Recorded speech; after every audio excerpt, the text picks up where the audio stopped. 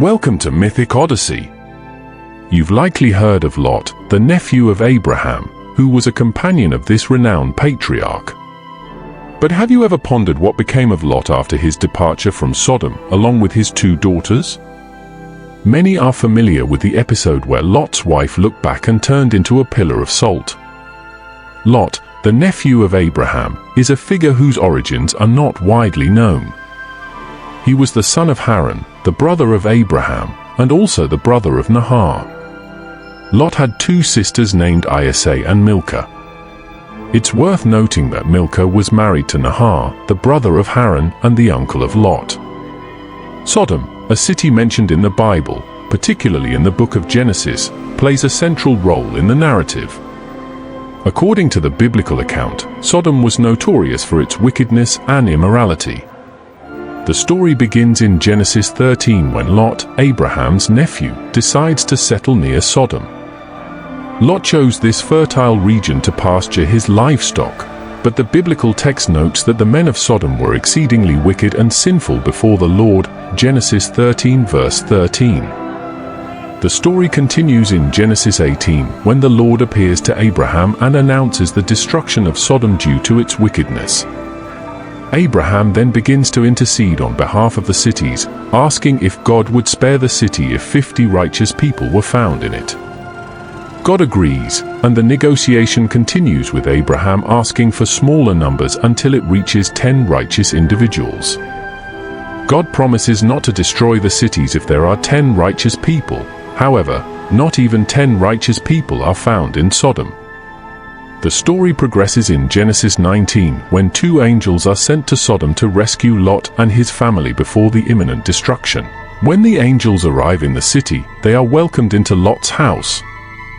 However, the men of the city surround the house and demand that the foreigners be handed over to them for abuse.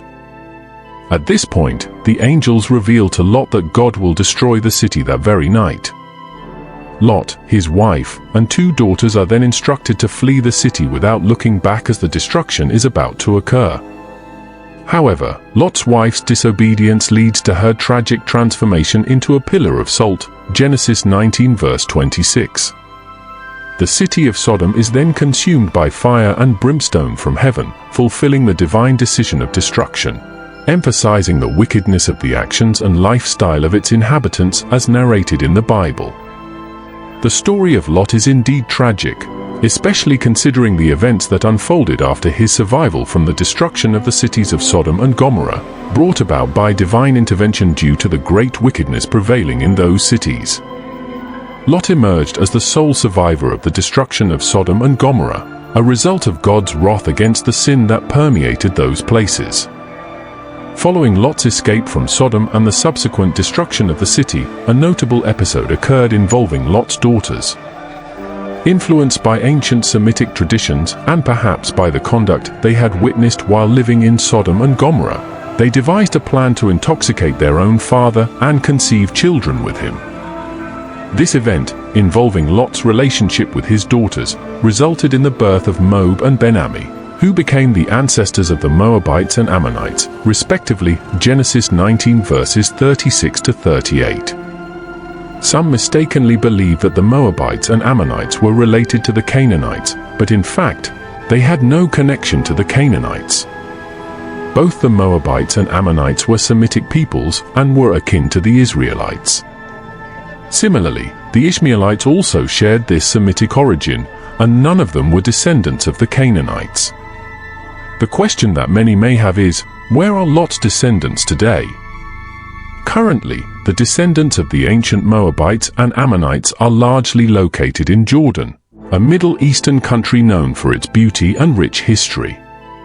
Jordanians are direct descendants of Lot, representing the continuation of these ancient lineages.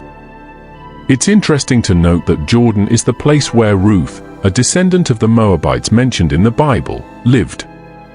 She married Boaz and is considered an ancestor of Jesus Christ according to the genealogies recorded in the Gospels of Matthew and Luke. In ancient times, the region that is now Jordan was inhabited by various Semitic peoples, including the Moabites, Ammonites, and others.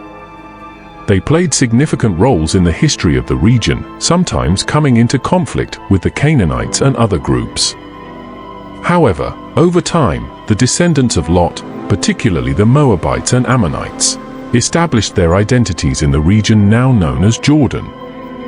In the region that comprises modern-day Jordan, along with other groups, the Moabites and Ammonites also settled. Jordan, in ancient times, was called Edom due to the presence of the Edomites. Before that, the area was known as the land of Uz, mentioned in the book of Job. In addition to these groups, the Nabateans also inhabited the region. The Nabateans were an ancient civilization that flourished in the region now known as Jordan, and parts of other Middle Eastern countries, including parts of Saudi Arabia, Israel, Syria, and Iraq, between the 4th century BCE and the 2nd century CE. The Nabateans were one of the 12 tribes of the Ishmaelites and shared Semitic roots. They stood out in the region for their trading talent and are known for creating the impressive city of Petra.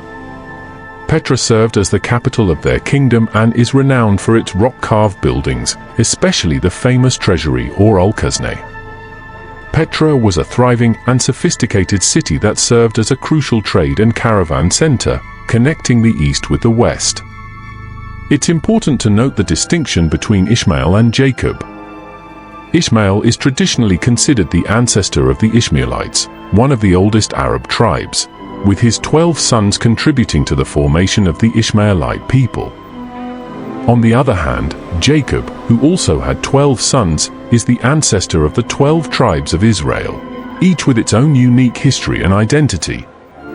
Many of the people mentioned in the Bible still exist today. Contemporary Jordanians, who are of Moabite and Ammonite descent, are an example of this. The notion that many ancient biblical peoples have disappeared is mistaken and lacks foundation. In-depth research can reveal the continuity of these ethnic lineages throughout history, establishing interesting connections between biblical narratives and modern ethnic groups. Therefore, arguing that ancient biblical peoples no longer exist is inaccurate, and the Bible itself confirms the continuity of many of these lineages.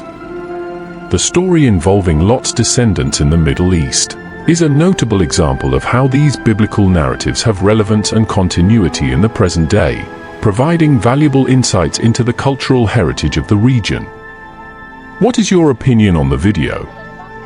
Feel free to share suggestions for topics for future videos, especially for those interested in learning more about the peoples of the Middle East and other characters in biblical genealogy. Thank you for joining us in another video. God bless, and see you soon.